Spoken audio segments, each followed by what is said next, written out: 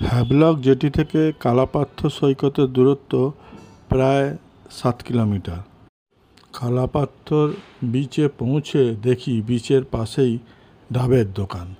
আমরা সবাই king size ডাব 2টো করে খেলাম।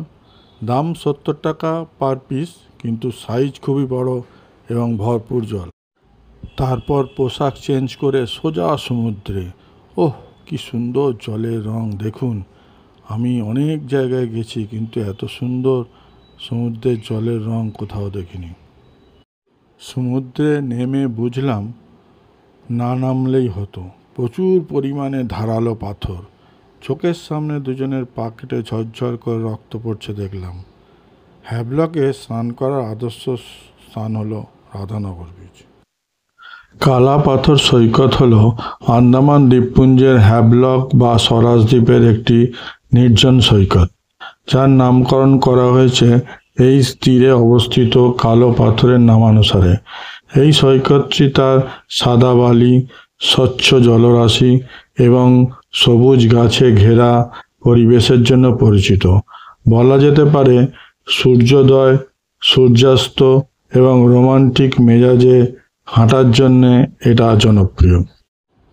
ধারালো পাথর এবং প্রবালের কারণে এখানে সাঁতার কাটার পরামর্শ দেওয়া আমার মনে হয় উচিত নয়।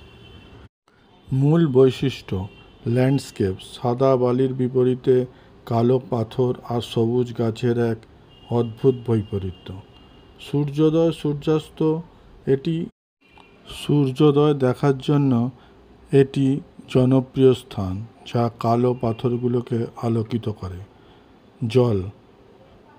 জল স্বচ্ছ, কালো পাথরগুলি এর প্রাকৃতিক সৌন্দর্যকে আরও বাড়িয়ে তুলেছে।